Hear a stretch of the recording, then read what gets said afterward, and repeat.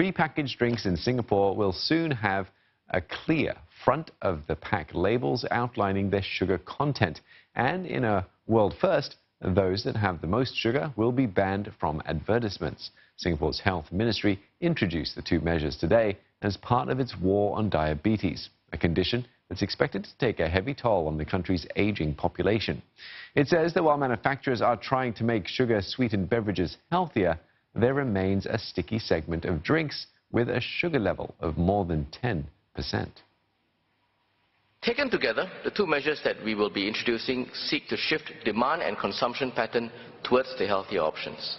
With advances in food technology, on top of everything else, I'm confident that companies can reformulate their products. The government, of course, will continue to support the industry in their reformulation efforts through grants and incentives, and will provide the industry with sufficient time as well to reformulate the products before these measures kick in.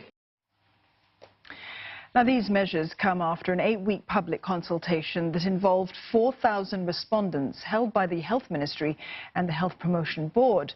Among them were prepackaged beverage companies who told CNA that they are unfazed by the new guidelines as they've been reformulating their recipes. Cheryl Goh with more.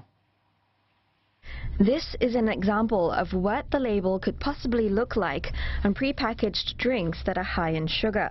The mandatory front-of-pack color-coded labels will clearly indicate as such. The amount of sugar will largely determine which category the drink falls into, but it's not the only factor. Others, such as quantity of fat and trans fat, will also be taken into account. So a nutrient summary label actually summarizes the information across multiple categories to come up with just one score for the public to understand, is this product healthy? A total ban on advertising will also be imposed on beverages that have the lowest nutrition label grade and are therefore deemed to be the most unhealthy. The ban will apply across all local mass media platforms, including broadcast, online, social media channels, print and out-of-home advertising. Prof Teo adds that such a ban is part of the overall public health strategy to nudge behavior away from unhealthy habits. Imagine this amount of sugar, 7 teaspoons worth, in a drink pack this size, 250 milliliters. Seems like a lot? Well, it is. In fact, the authorities say the most sugary drinks available here contain this proportion of sugar to beverage. Thankfully, such drinks only account for 1% of the market. Beverage companies we spoke to have noted that the industry has been moving in the direction of lower sugar. Pokka International says more than 50% of its products are already in the healthier choice category.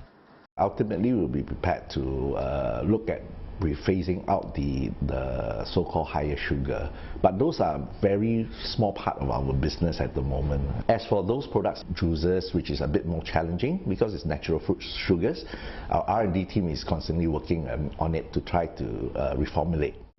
F&N says it has made a concerted effort to reduce the sugar content of its beverages and dairy products, with 80% of its beverage sales in Singapore contributed by healthier choice products. Coca-Cola says it has already taken steps to reduce sugar in its recipes and will continue to do so, and the new measures will have minimal impact on its portfolio. Over the next few months, the Health Ministry and the Health Promotion Board will conduct consumer focus group discussions on the design of the label, as well as gather feedback from beverage manufacturers and the advertising industry on how the two measures can be implemented. It will also continue to consider the options of an excise duty and even a total ban on the sale of higher sugar prepackaged drinks.